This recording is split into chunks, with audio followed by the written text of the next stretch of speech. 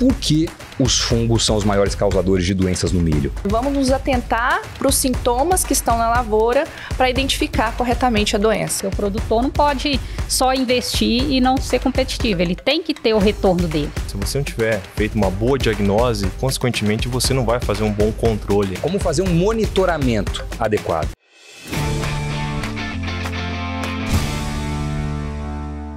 Olá, eu sou o Doni Denútil, sejam muito bem-vindos a mais um Impulso Cast. As doenças foliares na cultura do milho podem gerar perdas superiores a 80% na produção. Quais são os danos e sintomas que afetam a cultura? O que fazer para controlar essas doenças e não ter prejuízos na safra? Para responder essas perguntas, nós vamos conversar hoje com a Ximena Vilela, gerente de marketing fungicidas na Bayer, William Zancan, gerente de pragas, doenças e soluções integradas na Bayer, e também a Dagmar Araújo, pesquisadora da Embrapa Milho e Sorgo na área de fitopatologia. Temos também a participação do professor Marcos Fava Neves, que vai entrar remotamente já. Ele, que é professor da USP e da Harvard Agribusiness School. Olha, na cultura do milho são mais de 20 doenças identificadas, mas a gente pode destacar as foliares causadas por fungos como as principais, já que elas ocorrem em maior frequência e intensidade, com grandes perdas na produção. Aí eu começo perguntando o seguinte, Dagmar, por que os fungos são os maiores causadores de doenças no milho? Olha, os fungos, a princípio, eles evoluíram junto com as plantas, né? E a maioria dos patógenos que causam doenças na maioria das plantas são do gênero dos fungos, né? Da classe dos fungos. E temos também as bactérias, mas esses fungos, eles têm uma capacidade de colonizar a planta, infectar essas plantas. E uma característica importante é a multiplicação e a dispersão dos fungos nessas plantas. Então, eles se evoluíram junto com o desenrolar da agricultura, eles foram se desenrolando e evoluindo junto com as plantas e se tornaram os principais patógenos aí. E o caso do milho não é um caso diferente das outras plantas. E quais são, então, as principais doenças e os sintomas para os quais o produtor de milho tem que ficar de olho? Então, a gente tem uma gama de doenças muito grande no milho, mas a gente tem também uma característica que são algumas doenças que elas prevalecem em praticamente todas as áreas de produção do Brasil. A gente tem um destaque para a mancha branca, que é uma doença que tem uma característica muito importante, que ela é uma doença bacteriana, diferente, o início dela é uma bactéria, mas ela está associada com outros fungos, né? E o que é importante saber, por exemplo, dessa doença é que a mancha branca, ela começa com sintomas de anasarca, essas anasarcas, elas vão evoluindo, e à medida que vai evoluindo, a doença vai causando perda. Então, assim, 10% de severidade tem trabalho já mostrando que a cada 10% de severidade, a planta perde em 40% a capacidade fotossintética dela, né? Então, às vezes, a gente não está vendo a lesão, mas a planta já está perdendo a taxa fotossintética e isso vai afetar lá na produção à frente. Outra doença importante, né, e saber isso é importante antes de passar para as próximas, é que as doenças, elas têm características e isso implica lá no manejo. Então, essa questão da doença da mancha branca começar com uma anasarca, ela vai afetar a época que eu vou fazer o controle dessa doença. Então, começou a aparecer a anasarca, que são manchas encharcadas, né, para o produtor entender melhor, são manchas com característica de encharcada. Parece que a folha está com umas lesõezinhas encharcadas. Existe uma tendência do pessoal ver apenas a questão no campo lá, olha para a lavoura e vê essas manchas que já estão necrosadas, que são essas manchas que estão brancas, né? Daí o nome da doença. Mas o que o produtor tem que ficar atento, que é esse pontinho, essa imagem onde que a gente tem o escurecido, isso é o anasarca, essas lesões que estão um pouco mais escuras, isso é o início da lesão. É aqui que o produtor tem que ficar atento. Por isso que o diagnóstico da doença ele vai ser importante. Então, ele tem que saber como que é o sintoma da mancha branca. Né? Então, são essas características. Essa anasarca, ela vai evoluir, vai progredir de uma forma muito rápida e depois vai ficar necrosada e vai dar essa lesão mais esbranquiçada, que é o que o produtor tem o costume de ver. Mas ele tem que se atentar nessa questão de quando que começa a doença nessa fase de anasarca ali. Perfeito. Outra doença importante, né? é o mitosporiose ou mancha de túrcico, é uma doença causada por um fungo. Ele pode ser confundido com outras doenças, mas o que é importante saber da questão da doença mancha de túrcico, ou HT, né? Também é um nome comum usado, mancha de túrcico ou HT. Ele começa também na fase vegetativa, e a questão as lesões, elas vão progredindo no sentido da nervura, essas lesões, elas vão necrosando também, né? O tecido da planta vai morrendo, e dependendo da suscetibilidade do híbrido e das condições climáticas, essas lesões, elas vão coalescer. O que é coalescer? É juntar, né? As lesões vão ficando num tamanho, e aí a gente tem as imagens também que a gente pode ver, essas lesões, elas vão ficando grandes, né, na planta, tomando uma grande área foliar, e isso causa perdas aí em torno de 40%, dependendo das condições, 40% na produção, dependendo das condições climáticas. A gente tá vendo uma mancha enorme ali, tomando mais da metade da folha, né? Sim, a gente tem ali também uma foto de uma área, né? Uma área de produção já, onde o colega Luciano tirou aquela foto, vocês veem uma severidade altíssima de mancha de túrcico, e isso aí vai afetar a produtividade. E um ponto importante, né, Dagmar, que vale a pena a gente comentar, que geralmente alguns profissionais muito preocupados com a parte de controle, né, mas a diagnose ela é fundamental. Se você não tiver feito uma boa diagnose, consequentemente você não vai fazer um bom controle, né? Então é importante destacar também sobre essa questão da diagnose de doenças de plantas. Isso vai afetar, a gente vai falar um pouquinho disso também, né, William? Isso vai afetar o manejo, o produtor saber quais são as principais doenças que ele tem na área dele e qual é a fase que ela ocorre e quais são os produtos que eu posso usar, né? Então, a gente vai falando dessa questão também da importância de diagnosticar doença. Não é só chegar e fazer a aplicação, tem que conhecer para ter eficiência. Já falou da mancha branca, da mancha de túrcico. Alguma outra que vale destacar aqui? A gente tem também as ferrugens, a gente tem 3 ferrugens no Brasil, né? A polissora, a ferrugem comum e a ferrugem branca. Cada uma tem suas características específicas. A ferrugem branca ou tropical, ela é mais fácil de identificar a campo, né? Porque ela tem essas lesões que são pústulas, que a gente chama, elas são esbranquiçadas ou amarelecidas e ela difere das outras duas nessa questão de coloração.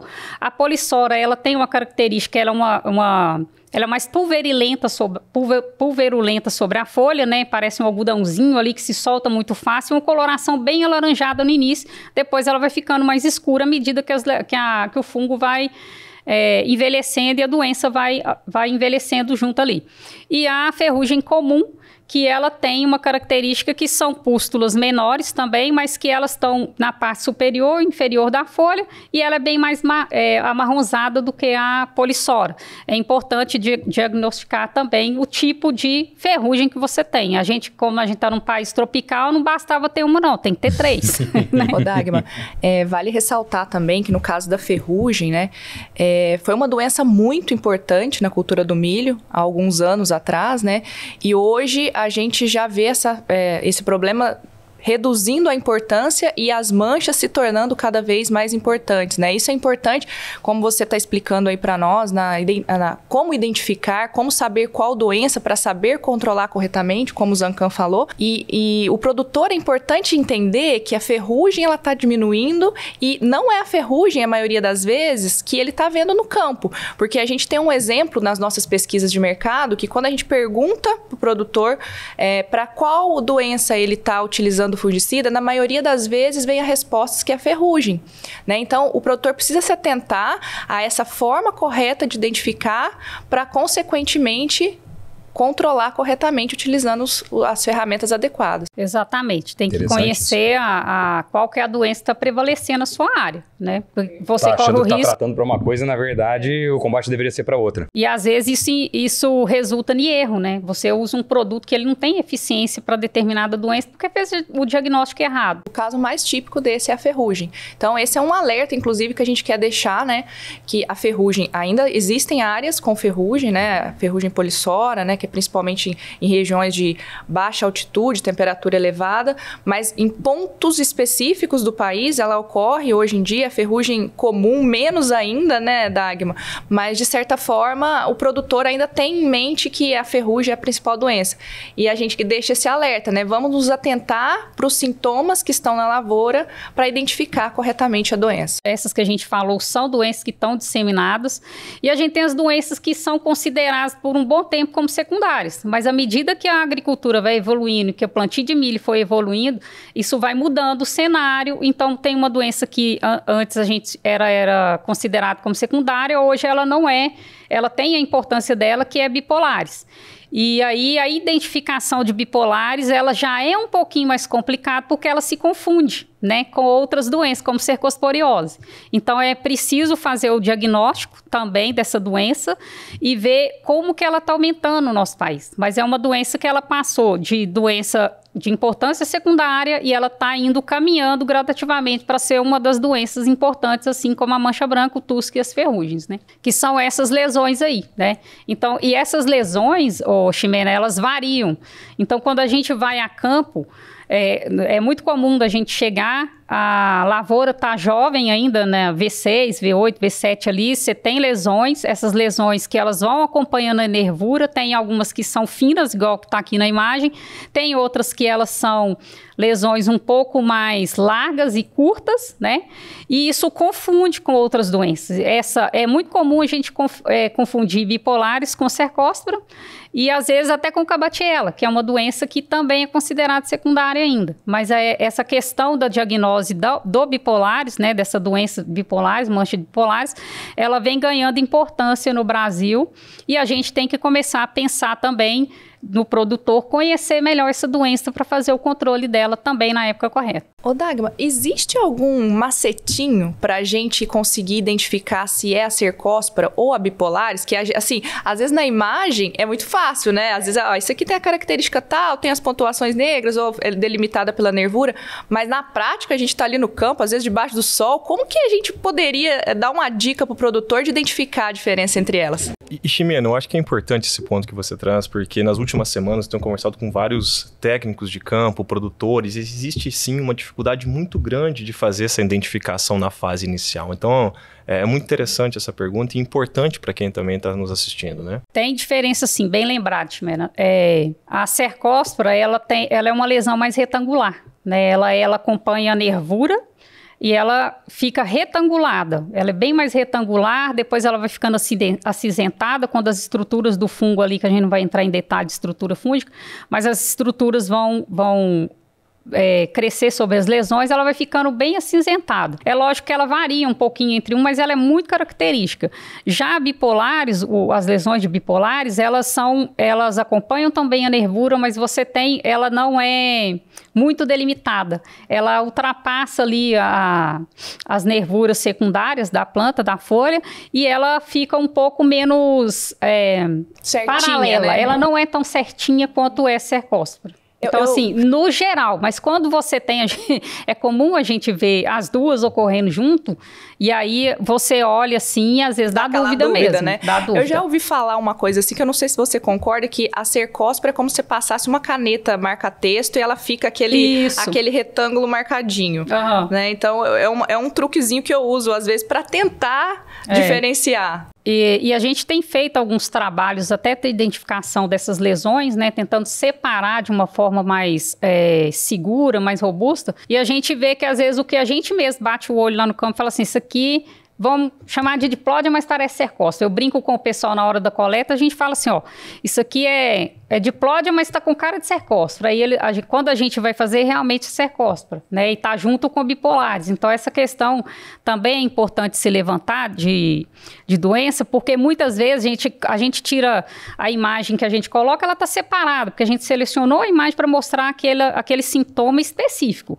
Mas quando a gente está no campo, não é assim que funciona, né? Aí você vai ter mancha branca, tusco, bipolares, cercóspora e todas uma gama de patógenos ali presentes na mesma planta, no mesmo híbrido, na mesma planta, na mesma lavoura. Olha o tamanho do desafio para o produtor de milho, né? Isso que a gente falou de 4, citou 5 das principais, e são diversas doenças foliares e que impactam, como eu falei na abertura, a produtividade. Podem gerar prejuízos muito substanciais, né? Em diferentes proporções, mas com percentuais de até 80% e em algumas vezes até mais. Agora, o fato do milho estar presente quase o ano todo no campo, né? Se a gente considerar safra, safrinha, facilita, favorece a incidência de doenças? A gente já entrando um pouquinho mais, a gente falando de safra, safrinha, tem uma terceira safra aí também, né? Que em alguns locais do Brasil o produtor já vem performando.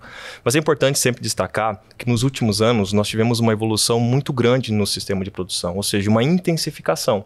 Ou seja, nós tivemos aí a expansão de novas fronteiras agrícolas, janelas de plantio, safrinha, como a gente acabou de mencionar, um aumento de áreas irrigadas, né?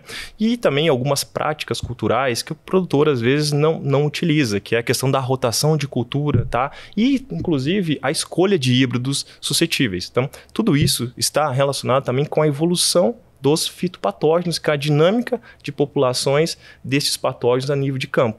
Por isso que, a cada ano, a gente já vem observando novos desafios e novos problemas no campo, né? Outro ponto, o Brasil ele é um país de clima tropical, onde nós temos aqui altas temperaturas, umidade relativa do ar, uma distribuição pluviométrica ao longo de todo o ano, luminosidade e alguns outros fatores que são essenciais hoje para o desenvolvimento desses patógenos, né? Então, tanto fungos como as bactérias ou inclusive as pragas, né, que são agentes de transmissão aí de enfesamentos e também de algumas viroses. Então, que a gente conectando todos esses pontos, né, a gente vem notando que a dinâmica dessas doenças vem mudando. Algumas doenças que até então ocorriam na fase de estágio vegetativo, né, para florescimento ou na fase reprodutiva, elas têm começado a antecipar um pouco mais, como que é o caso que a Dagmar super comentou a respeito do complexo de bipolares, tanto bipolares maídeos como zeícola, né? É uma doença onde tem um ciclo muito rápido, a gente tem ali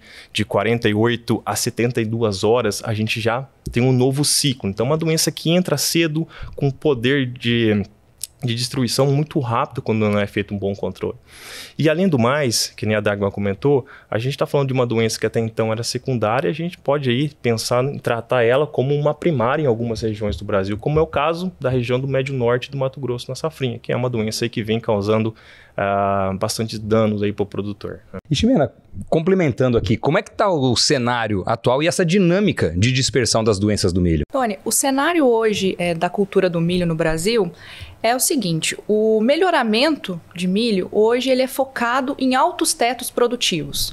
E o que isso traz para nós pensando em manejo de doenças, né? A planta ela está altamente capacitada em produzir muito e ela não tem tanta capacidade em se defender contra os patógenos que vão provocar as doenças. E por isso que cada vez mais os patógenos se tornam importantes, né, para a cultura e obviamente é importante o manejo. E dentro desse cenário, quais são, a Dagmar falou, o Zancan falou também, né, as principais doenças que nós temos no país, considerando as duas principais safras que nós temos, né, a primeira e a segunda safra, a safrinha, nós temos hoje que são as doenças das duas safras, é a mancha branca, o túrcico, a cercóspora e a bipolares são doenças que acontecem principalmente nessas duas safras, né? Elas são as doenças principais. E nós temos hoje um problema que vem tirando também o sono do produtor, principalmente na região sul, já há alguns anos, e nessa última safra de verão nós tivemos relatos de altas severidades, com grandes perdas em produtividade, que é a estria, né? Provocada pela bactéria Xanthomonas, né? A Dagmar acho que pode falar até melhor do que eu a respeito disso, mas nós temos isso que vem se tornando um problema bastante importante para o produtor, e como já foi muito bem falado aí, a bipolares tem um crescimento significativo, principalmente na safrinha. E outro ponto, só reforçando também o que o Zancan já falou, que nos chama muito a atenção, é que as doenças que aconteciam do vegetativo para o pendoamento, né, para a parte de formação de grãos, elas vêm chegando cada vez mais cedo. E é isso que a gente traz também, né, do outro lado, na forma de ferramenta, de fungicidas, além de ferramentas, né, efetivas, de adequação do manejo para ajudar o produtor a manter esse teto produtivo que os híbridos hoje estão preparados. Quer complementar, Dagmar? Só complementando que isso realmente a gente tem visto no campo, doenças que às vezes a gente considerava ali até V8 uma fase, era muito seguro para o produtor, para não tomada de decisão de aplicar. Hoje em dia a gente chega, por exemplo, bipolares, que a gente tem falado muito, ela chega muito cedo, né? Ela chega ali no V6, V7, as outras doenças também, elas têm uma época que é mais favorável, mas, por exemplo, a mancha branca, ela é a partir do florescimento, a doença ela começa a aumentar em severidade e intensidade nas plantas, mas ela começa antes. O túrcico já é uma doença que já é de fase vegetativa, mas aí ele alonga um pouquinho também. Então, isso vai afetar o quê? A época que a gente vai fazer o controle das doenças, né? Conhecer isso aí, estar no campo, avaliar quem está chegando, como que está a dinâmica das doenças, isso é importantíssimo para estratégias de manejo. E quanto mais cedo, né, Dagmar, que ocorrer no campo essas doenças, maiores são os prejuízos, desde que não manejados. Acho que esse é um ponto super importante. Tanto é maior o prejuízo e também é maior a necessidade de controle. Isso é ruim, porque aí a gente começa aquela dependência maior, né? A resistência genética, ela é mais complicada. Quando a Ximena falou muito bem, quando a gente melhora o material, o híbrido, né, para resistência genética, muitas vezes ele vem com um problema que é para uma outra doença. E aí vem aquela nossa dependência, que está num país tropical, a gente já tem esse problema, né? A gente está num país tropical, nós temos temperatura aqui de safra e de safrinha o ano inteiro. Para doença que precisa de temperatura um pouco mais amena, a gente tem clima. Para doença de temperaturas altas, a gente tem clima, a gente tem umidade. Então, assim, tudo aqui é favorável. Então, a gente tem um pouco dessa dependência mesmo. Não é uma coisa que a gente quer, é uma coisa que a gente precisa de fazer o manejo adequado das doenças para a gente ter uma produção e ser competitivo também, né? Porque o produtor não pode só investir e não ser competitivo. Ele tem que ter o retorno dele. Com certeza. E eu tenho um ponto importante, né, Dagmar, como mencionado pela Ximena, este ano em específico, onde nós tivemos um super El Niño, né, na região sul do Brasil, essa incidência de estria bacteriana nos chamou muita atenção, porque é uma doença recente no Brasil. Ela foi ali diagnosticada em 2017, muito próximo de 2018. De lá para cá, a gente vem fazendo o acompanhamento dessa doença na região, em todas as regiões do Brasil, mas especificamente na região sul, e a gente tinha sempre encontrado uma frequência muito baixa e uma severidade baixa. Este ano, muito em virtude das condições ambientais, né, nós tivemos aí um surto dessa doença, chamando muita atenção de produtores, de consultores, todas as pessoas, os especialistas hoje na agricultura quanto a essa doença, né? A gente está falando bastante de doenças foliares, né? É o nosso foco hoje, mas a gente sabe que tem outros problemas aí afetando a cultura, que nós não vamos entrar em detalhes, mas são as podridões, né? Podridão de colmo, podridão de grão, né? Que causa os grãos ardidos. Nós temos também o enfesamento, que aí se a gente começar a falar de enfesamento, né, Dagmar, a gente fala outro podcast inteiro aqui, nós não vamos entrar em detalhes, mas são muitos os problemas que estão afligindo o produtor hoje de milho.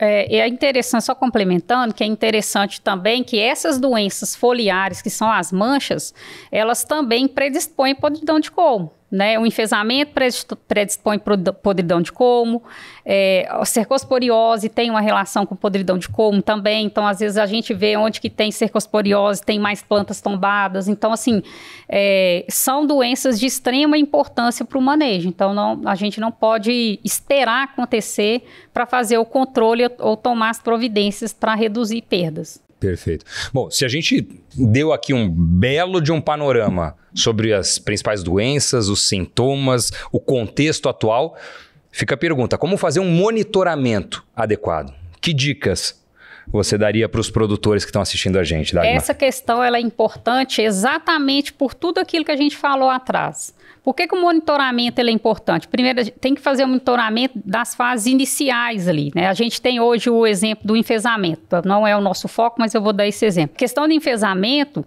ele é transmitido por um inseto. Então, logo no inicinho, você tem que estar na lavoura para identificar se tem esse inseto. E também tem doenças que são transmitidas por ele, que, ó, por exemplo, virose, ela começa em fase muito jovem, que é no V4. Então, chegou ali, você viu aquela doença está ocorrendo ali, você já sabe, eu vou ter problema, eu tive cigarrinha, eu vou ter enfesamento e eu tenho raiado e posso ter problema com enfesamento. Da mesma forma, Se o produtor não sabe qual é a doença que prevalece na área dele, na região dele, qual que é mais importante, ele pode fazer uma tomada de decisão errônea. Eu posso estar aplicando um produto que ele não tem uma eficiência, quando é o caso de aplicações, né?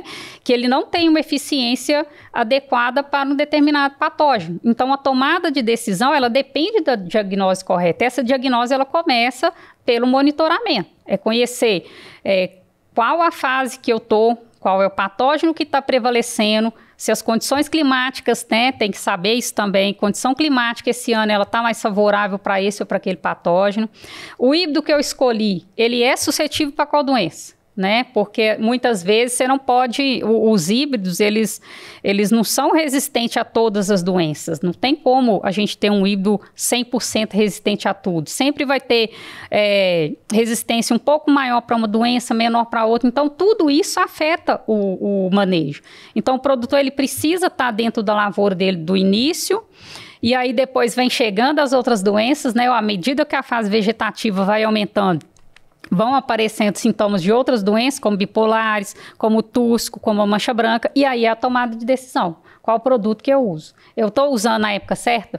Muitas vezes o produtor chega para a gente e fala assim, eu fiz uma aplicação para mancha de tusco e o produto não serve mais, não dá mais para usar esse produto. Mas ele fez essa aplicação na época correta? Ele usou o produto adequado para aquela lavoura? Eu já recebi, só contando um caso rapidinho, o produtor chegou para mim um dia, era soja, não era milho, e falou assim, olha, eu apliquei, eu não me lembro nem qual que era o produto, eu apliquei, mas não controlou o meu produto. Aí eu perguntei para ele que produto não controlou a doença que eu queria. Aí eu peguei e falei, perguntei para ele qual que era o produto que ele tinha aplicado. Ele pegou e falou assim, eu apliquei X produto para tal doença. Eu entrei no Agrofit do mapa, que isso também é importante, né, a gente saber quais são os produtos que estão registrados pelo Ministério da Agricultura. Entrei no Agrofit e fui lá conferir e falei com ele, seu produto não está registrado para essa doença. Então, você não pode nem reclamar que o produto não está funcionando. Você fez uma escolha errada por não ter prestado atenção, não ter monitorado, não ter tomado a decisão do produto correto para aplicar para a doença correta. Então, essa questão do monitoramento, ela vai afetar muito do que a gente vai fazer de manejo, a tomada de decisão de manejo. Então, o produtor tem que estar atento. A gente sabe que não é fácil estar na lavoura o tempo todo, mas precisa saber, né? E também tem uma outra questão, que ela é tão importante, a Ximeira falou da estria bacteriana, se as pessoas não tivessem, pesquisadores não tivessem, produtor e consultores não estivessem no campo, a estria bacteriana, ela poderia ter passado muito batido como se fosse um túrcico da vida, porque ela também é uma doença que confunde, né? É fácil confundir ela com outras doenças. Então, assim, alguém estava monitorando para chegar e fazer o diagnóstico daquela doença e fazer fechar os postulados lá, é a metodologia que a gente usa para confirmar que uma doença é ou não patógeno de uma determinada cultura, né, nesse caso o milho, e para fechar esse postulado e confirmar, olha, nós temos estria bacteriana no Brasil. O caso do bipolares, a gente está acompanhando, está vendo, está aumentando, está só aumentando, safra a safra a gente está vendo o problema aumentando. Então, assim, também a chegada de doença nova, o aumento de doença que é considerado como secundário, o monitoramento, ele vai dar um indicativo para a gente sobre quais são os problemas principais e os que estão crescendo. Dagmar, eu acho que é importante também, né, esses pontos que você traz super pertinente, fazer esse acompanhamento também a partir do momento que já está instalada uma doença, depois de uma aplicação de um determinado produto, para acompanhar essa curva de progresso de doença, né, o quanto que realmente está crescendo ou não, para a gente entrar com outras medidas na área, né? Então vamos entrar no ponto que sem dúvidas, o de maior interesse do produtor, da produtora de milho que está assistindo a gente agora. Qual é a melhor estratégia de manejo e controle? E eu vou jogar essa pergunta aqui na mesa. Como controlar as doenças e quais são as principais técnicas para evitar os danos na lavoura? Quem quer começar? Então, não existe só uma técnica de manejo. Manejo de doença, ele é desde a escolha da semente, né? Tem a escolha do seu híbrido, pensando que você conhece as doenças que estão na sua área. O tratamento de sementes é importantíssimo, muita gente negligencia o tratamento de sementes, mas a gente tem doenças que a gente não falou, que a única estratégia de manejo que tem para ela, como é o míldio, né, que é uma doença do milho que não é tão comum de acontecer, mas é o tratamento de semente. E hoje a gente tem se falado muito tratamento de semente por causa da cigarrinha. né? Então, o produtor está mais atento com isso. Então, prestar atenção no tratamento de semente para evitar esses fungos de início de ciclo, que muitos deles também ficam com o binóculo ali para chegar na fase foliar da doença. E temos muitos, né, Dagmar? Se a gente for analisar hoje esse complexo de fungos, também estão falando de folha, mas na semente, é muito grande, né? E aí já causam um sintoma que nós chamamos de tombamento, o dumping off na fase inicial, que é redução do stand das plantas, que uma planta no campo que é reduzida, a gente já tem uma perda em produtividade também. Exatamente. Né? Então, passou-se aí, fez o tratamento de semente, fez a escolha adequada de um híbrido. Eu estou plantando esse híbrido na época adequada? Minha área é de safra, é safrinha, é terceira safra, meu híbrido é adaptado, ele foi selecionado e melhorado para aquela região, para aquela safra. A gente vê também prejuízo causado por doença, por materiais que são plantados que não estão colocados, né, na época correta. Então, isso também, escolher o híbrido adequado para a safra, safrinha, para a minha região. E fazer a semeadura dentro das janelas que são indicadas para plantio de milho. Quanto mais tarde a gente fazer o plantio, mais fácil essa planta vai sofrer por estresse hídrico, dependendo do caso também pode sofrer por excesso de umidade também, e aí tem as doenças foliares, adoram, fungo e bactéria adoram umidade, né? Então a gente tem esse favorecimento. Então é fazer o tratamento de semente, escolhi o híbrido, fez o plantio numa época adequada. A gente sabe também que o produtor depende do clima para fazer o plantio na época adequada, mas sempre tentar fazer esse plantio na época determinada, na época indicada para aquele híbrido, para os híbridos e para a cultura do milho. Fazer uma colheita evitando perdas em colheita. A gente tem visto a importância disso hoje, né? Da dinâmica de doença. A questão de enfesamento hoje, ela está muito relacionada com a questão de colheita, perda de colheita. O que acontece quando a gente perde na colheita? Eu estou dando exemplo de enfesamento, mas serve para qualquer doença. Aquelas espigas ou aqueles grãos que caem ali no solo, ele não germina de uma vez. Ele vai germinando aos poucos. E aquela planta de milho que cresce ali, ela é mal nutrida, ela é mais propícia a ter doença, insetos, todo tipo de praga que você imaginar, tanto inseto quanto doenças. Então, o que a gente está fazendo? A gente está mantendo aquela planta ali, ela é uma fonte de inóculo para inseto e para doença. E isso serve, a gente viu plantas em fase muito jovem com ferrugem comum. A gente estava pensando, avaliando enfesamento, raiado fino e tal, mas eu tenho até essa foto, essa imagem. A gente tinha uma planta que ela tinha raiado fino, era um milho tiguera, e ela estava com ferrugem comum em fase muito jovem. Então, isso faz o quê? Pressão, né? A pressão de seleção em cima desses patógenos. E aí, aquilo que o William falou, que os patógenos estão aparecendo em fases mais jovens, a gente está favorecendo, né? À medida que a gente não está fazendo o manejo no geral da lavoura, a gente tem favorecido esses patógenos, o aumento das doenças e a adaptação desses fungos em fases jovens dessas lavouras. E isso não é anormal, né? É muito normal da gente andar aí em várias regiões do Brasil e a gente notar aí essa perda que ocorre na colheita. Depois, na próxima cultura, a gente já observa ali uma planta de milho, né, como tiguera, ou até mesmo durante o transporte desses grãos. Ou seja, a semente acaba caindo na beira da estrada e a gente aí tem uma planta aí que é hospedeira desses patógenos, né? E aí, pensando nessas estratégias, não sei se eu pulei alguma, chegamos até a colheita, a questão é do controle químico. Né? A gente tem híbrido que tem um nível de resistência bom, mas a maioria dos híbridos é suscetível a uma ou outra doença, ou às vezes a mais de uma ou duas, três, um monte delas. Então, assim, fez todo esse manejo, tentando evitar ao máximo as perdas, buscar o controle químico.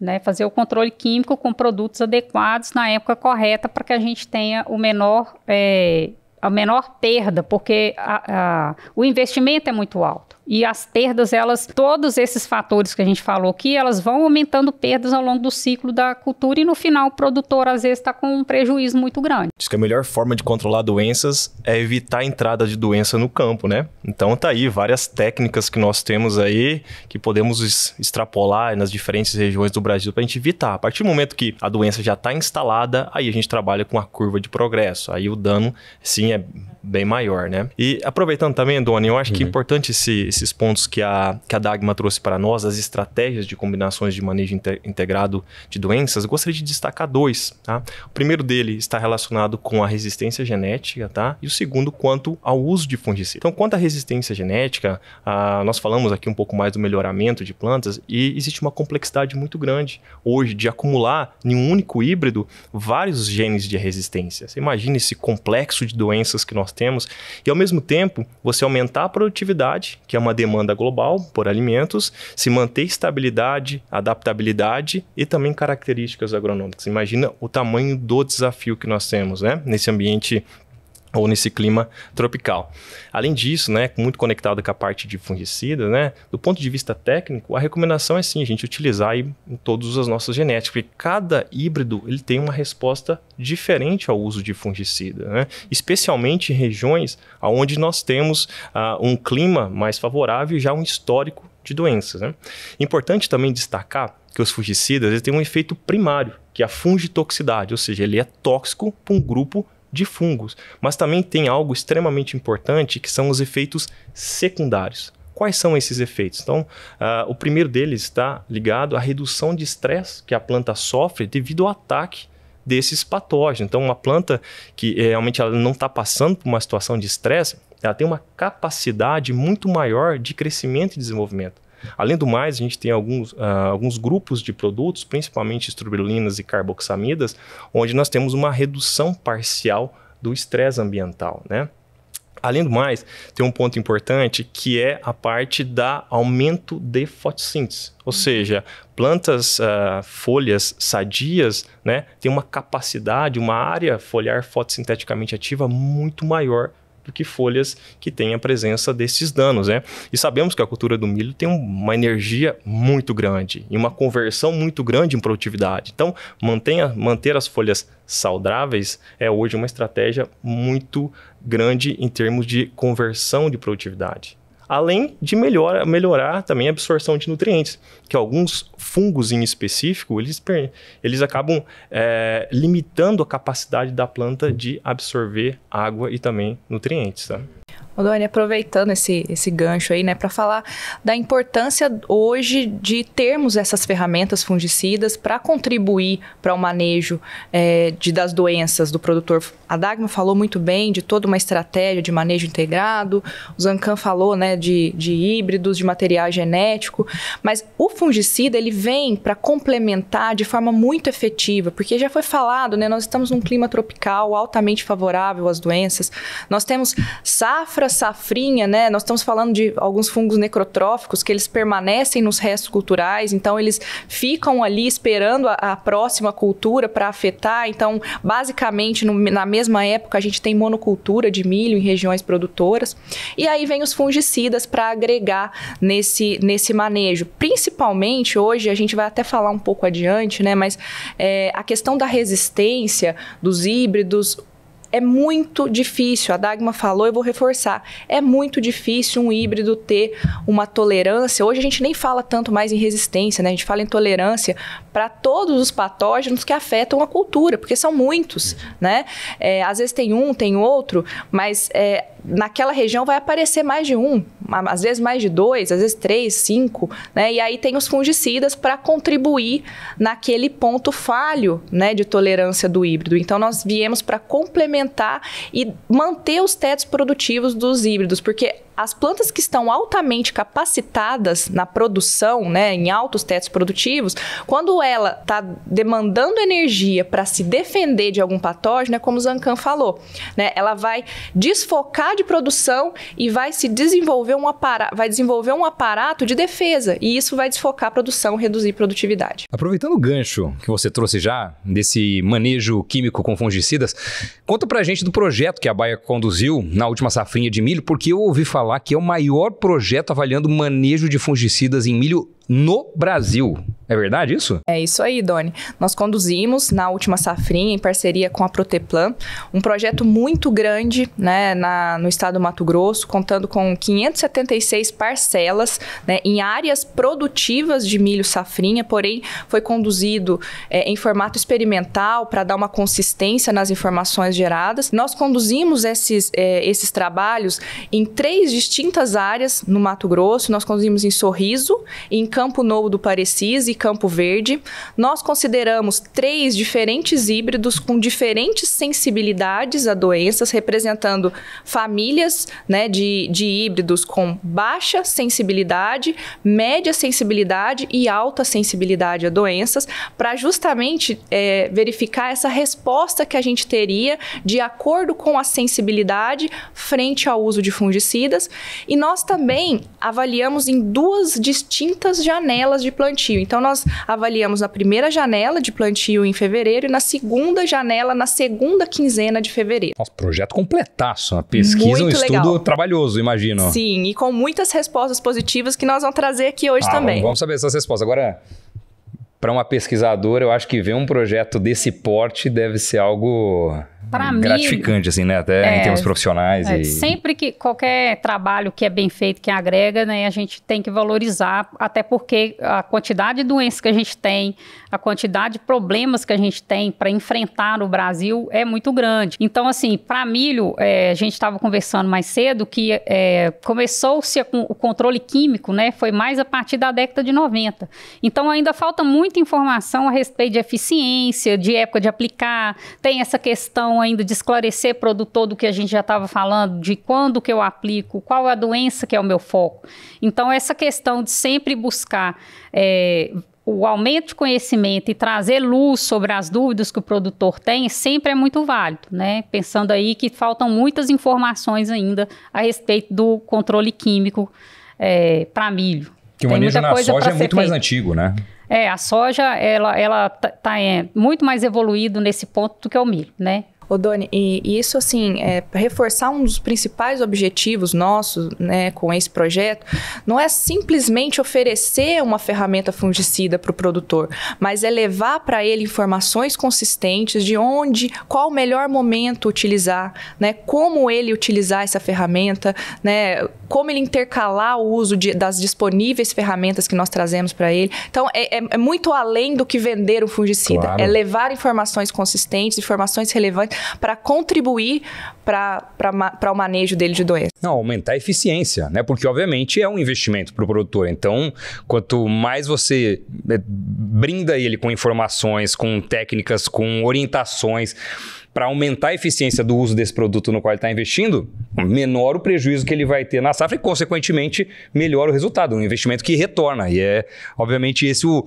objetivo final. Então, quero saber dos resultados, né? Vamos falar de algumas dúvidas do produtor no dia a dia e que talvez respostas tenham vindo a partir desse estudo. Por exemplo, um híbrido considerado com maior sanidade não precisa de aplicação de fungicidas? Bom, eu posso te dizer que isso é uma consideração fake, né? Porque nesse projeto, como eu disse, né, nós tivemos avaliação de 3 diferentes sensibilidades de híbridos, né, representando aquelas famílias com alta tolerância, intolerância intermediária e com baixa tolerância.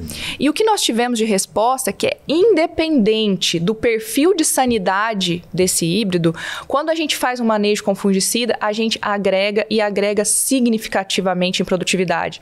Quando a gente olha, né, até no gráfico que a gente está apresentando aí, que é o compilado, né, de todas essas 576 parcelas nas 3 regiões, nas 2 épocas de plantio, a gente vê que de uma forma geral, quando a gente faz um manejo com o nativo, né, que é o nosso produto na linha de Strobe Mix, e uma aplicação do nosso produto premium, que é o produto Fox Expro, nós agregamos em média em torno de 13% em produtividade, né? Isso pensando num manejo de um investimento mediano. Quando você quer se despender a utilizar um manejo mais robusto, um manejo mais tecnológico, com maior investimento, utilizando 2 aplicações do Fox Expro, por exemplo, você tem um incremento que varia de 15% a 17%, vamos dizer uma média aí de 16%, independente do híbrido, né? Então, aquela premissa de que quando o híbrido é um híbrido altamente tolerante, o fungicida não traz benefício, ficou muito claro para a gente que isso é uma afirmação fake. Uma outra dúvida que é muito recorrente. Se eu tiver um fungicida premium, por exemplo, o Fox Expro, que você citou, qual momento esse produto deve entrar? Esse foi uma outra avaliação, um outro ponto importante que nós trouxemos nesse projeto também, que nós avaliamos a aplicação do Fox Expro entrando em V6 e entrando também em VT. Né? VT é o período de pendoamento do milho, né? E a resposta, nós tivemos, obviamente, resposta em termos de incremento de produtividade, tanto na aplicação de V6 quanto na aplicação de VT também. Mas o melhor incremento de produtividade foi justamente em VT. E é por isso que a gente fala, né, que se a gente tiver que considerar uma aplicação altamente estratégica para posicionar o nosso fungicida Fox Expro, é em VT.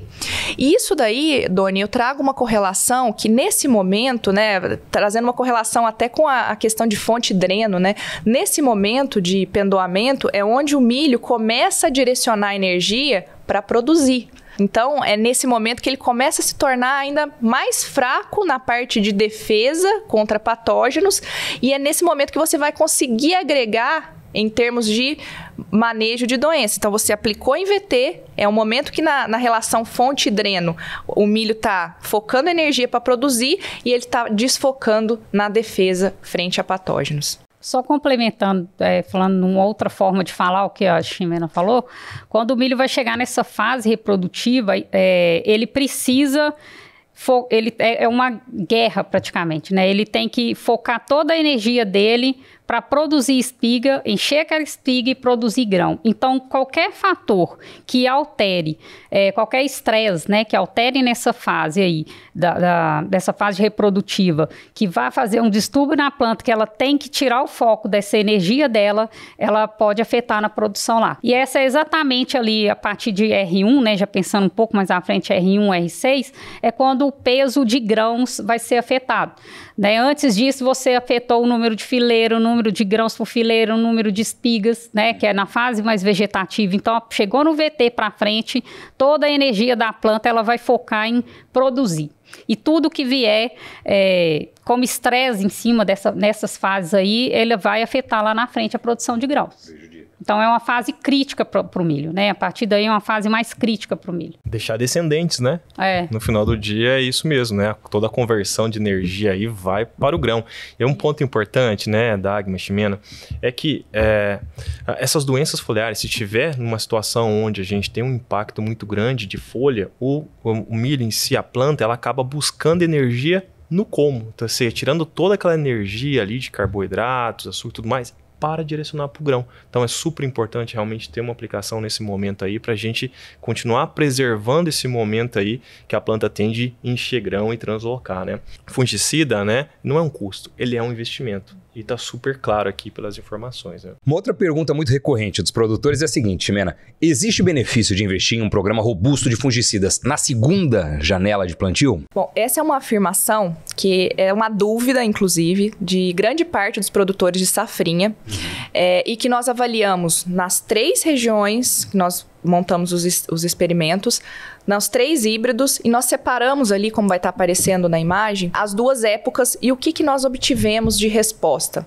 O que aqueles gráficos estão dizendo pra gente? Independente da janela de plantio, se era na primeira época, na primeira quinzena de fevereiro, ou na segunda época, na segunda quinzena de fevereiro, nós obtivemos um alto retorno em termos de incremento de produtividade, tanto quanto nós utilizamos um manejo de nativo com Expro, sendo que a gente aplicou o nativo em V6 e o Expro em VT, né, no pendoamento.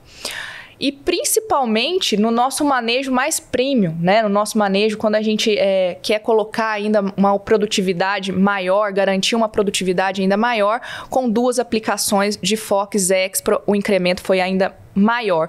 Isso aí, independente da janela de plantio, né? A gente pode ver aí que nesse caso da safrinha passada, onde teve alta favorabilidade para manifestação e incidências de doenças na segunda janela de plantio, né, que teve bastante chuva, o incremento foi ainda maior. Nós tivemos um incremento de 19 sacas na segunda janela e um incremento de 18 sacas na primeira janela. E um ponto também, Doni, que eu quero aproveitar o momento de reforçar aí dessas ferramentas nossas, né, tanto do Nativo quanto do Expro, que são 2 produtos altamente eficientes para o amplo espectro de doenças do milho, né? É que eles são produtos que eles têm uma versatilidade de uso que contribui muito para o produtor. Ele não é um produto que a gente aplica exclusivamente no milho. Ele é um produto que ele é aplicado nas principais culturas, né, que o produtor produz junto com o milho ali, ou intercalado, né? Então, ele aplica o Expro nativo na soja, ele aplica no algodão, no trigo e outras doenças que vão facilitar essa compra do produtor, né? Então, de uma certa forma, ele pode fazer a compra da soja, né, já pensando em produtos em aproveitamento, inclusive para a safrinha de milho, que é o caso do Fox Expro e o Nativo. Quer completar, William? Não, acho que os dados falam por 1000 palavras, né? Nós temos informações super importantes nesse projeto aí e dando um resultado extremamente satisfatório para o agricultor, né? Então, primeira época ou segunda época, né? Independente da época, a gente tem uma amplitude muito grande de doenças, né? E a real necessidade da gente fazer esse tipo de manejo, esse tipo de aplicação com esses produtos. Agora vem cá, falando de grupos químicos, a gente ouve por aí que as carboxamidas presentes em alguns fungicidas atrapalham a polinização do milho e provocam espiga presa. Isso aí é verdade ou não é?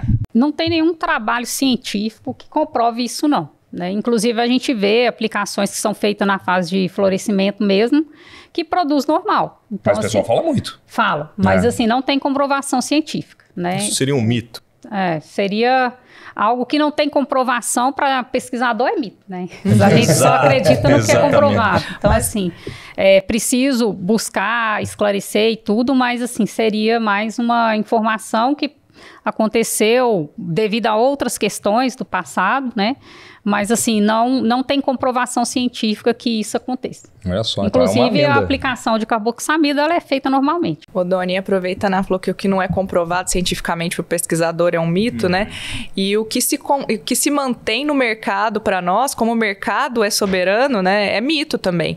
Porque, olha, todas as empresas têm produtos, são posicionados nesse momento de aplicação e eles continuam no mercado, né? Isso aí, vamos dizer, essa lenda aconteceu aí há alguns anos atrás com um produto que provocou esse problema, né, de espiga presa, que tinha carboxamida na formulação, porém foi constatado na sequência que não foi devido à carboxamida, e sim alguns adjuvantes, né, que estão presentes em formulação de alguns produtos que provocou esse problema, e não devido à carboxamida. O trauma ficou e aí passaram a associar e... Ficou. A informação se replica, embora não tenha comprovação técnica. O mercado é soberano, né, Doni? Se fosse realmente um problema e isso realmente se concretizasse no campo, o produtor já teria banido essa aplicação de todos os produtos à base de carboxamida nesse momento, e isso não acontece. Isso teria acontecido em praticamente todas as áreas produtivas, né? Exato. Exatamente, né? E vem sendo utilizado aí a carboxamida de maneira bastante ampla na cultura do milho, né? Tanto o verão quanto na safrinha. Tem um ponto importante também, Tony, que eu gostaria de ressaltar, é que qualquer tipo de aplicação que ela for ser feita no momento de florescimento, tá? Ou até no período de pré-pendoamento, que nós chamamos na cultura de milho, ela é prejudicial. Tem que tomar muito cuidado nesse tipo de aplicação se o ambiente estiver desfavorável. Ou seja, uma situação de estresse hídrico, temperaturas mais elevadas, umidade relativa do ar estiver baixa, isso sim, isso pode realmente complicar e aí ter consequências para a planta de milho, né? Muito, muito interessante. Olha, chuva de informações, hein? Mas eu não queria terminar sem antes trazer um outro contexto, um contexto mercadológico para vocês, né? Então vamos chamar o professor Marcos Fava Neves para trazer aqui um panorama. Seu comentário sobre os grandes números e principais perspectivas para a safra 2024-25 de milho. Doutor Agro, é com você. E que eu posso falar da expectativa do milho para vocês. Até puxei aqui a tabela mais recente das estimativas para poder comentar. Então nós estamos, a perspectiva quando você compara a safra 24-25 com a 23-24, é que nós vamos passar de 1,23 bilhão de toneladas para 1,22 bilhão de toneladas. Então seria uma safra um pouquinho menor. Aí. Perspectiva dos Estados Unidos, 384 milhões de toneladas, caindo das 390 da safra anterior. O Brasil com 127, bem superior aí a 122 da atual safra, né, que nós concluímos aí. Essa 24-25 iria para 127. E a China aumentaria de 288 para 292. É lógico que tem muita água ainda para passar embaixo da ponte, mas significa que no caso do milho, diferente da soja, nós vamos estar bem ajustadinho a oferta e a demanda. E o milho está sendo muito impulsionado pelo consumo, tanto para etanol de milho como as carnes que estão crescendo muito. Então eu acho que até ele pode ter perspectivas boas de preços aí ao produtor. Mas o bom para a agricultura é o seguinte, nós vamos precisar de oferta de milho porque os usos estão aumentando, né, a capacidade do planeta, o crescimento populacional, a urbanização, e eu tenho a impressão que a nossa safra vem bem também, que mesmo a soja tendo entrado um pouco atrasado, a capacidade de plantio é muito rápida e a perspectiva do clima está boa aí em relação ao milho. Vamos torcer.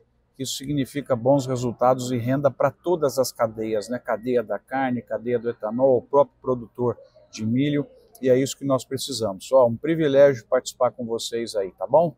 Um abraço a todos. É isso aí, Fava. Muito obrigado, Doutor Agro, sempre participando aqui com a gente. Bom, pessoal, eu acho que foi um programa riquíssimo para quem é produtor de milho, mas tem algum ponto que ainda não foi abordado, um destaque que vocês querem trazer ou uma mensagem final? Professora. Olha, professora, pesquisadora, doutora, é tudo. O que a gente sempre passa para o produtor é que ele tem que conhecer a lavoura dele, conhecer o que ele está fazendo, fazer as aplicações quando for necessário fazer aplicação. Nenhum excesso é bom, nenhum déficit é bom.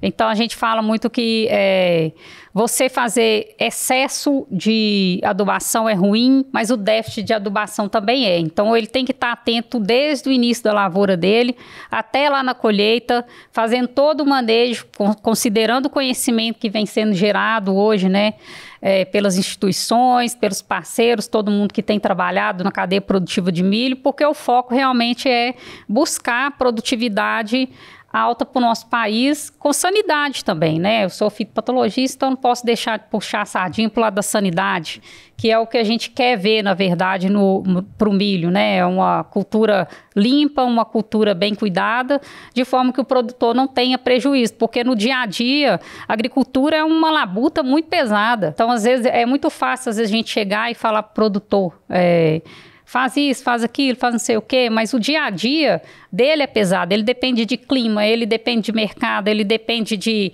doenças, de insetos e etc, para ele conseguir uma produção boa, né? Então o que a gente quer passar é isso, é buscar conhecimento, buscar informação para fazer a coisa certa e ter a rentabilidade que ele merece. É isso aí, Zancan. Ótimo. Eu acho que o produtor, como uma mensagem final aqui, quando a gente pensa hoje no cenário de doença, nós conversamos bastante hoje, todas essas mudanças que estão ocorrendo, né? Não só do aspecto de dinâmica populacional de doenças, mas também no aspecto ambiental, né? Estão tendo várias mudanças ambientais aí ao longo dos últimos anos, então é sempre importante o produtor estar muito conectado, estar ali presente na área, sabendo realmente fazer uma boa diagnose, um bom manejo. Eu sempre gosto de reforçar, Doni, que doença a gente não tira do campo, a gente evita a entrada. E a gente evita fazendo essas estratégias de manejo que nós conversamos na busca de maior longevidade, rentabilidade e sustentabilidade para o negócio dele, que cada vez está mais apertado quando a gente pensa em rentabilidade, né? Então é super importante essas dicas aí para o produtor. Ximena. Quero, para encerrar bem rapidamente, desejar aí para o nosso produtor, para o nosso querido produtor de milho do Brasil, né, uma safra de muito sucesso, né, e que conte com nós, né, conte conosco da Bayer, não para levar apenas ferramentas, inseticida, fungicida, herbicida, né, sementes, mas que conte com a nossa parceria também. Muito obrigado, viu, a vocês pela presença aqui, show de bola. E obrigado principalmente a você, produtor, produtora, que nos acompanhou até o finalzinho do Impulso Cash. Eu tenho certeza que esse programa foi muito útil e eu espero que ele possa contribuir para você reduzir perdas e aumentar a produtividade na sua lavoura. Fica aqui o meu convite para você ir lá no canal Agrobaia no YouTube, ver os outros episódios desse podcast e também dos demais programas que a gente prepara pensando em te ajudar no processo de decisão para o seu negócio. Mês que vem tem mais um Impulso Cast e eu volto aqui. Valeu, pessoal. Tchau.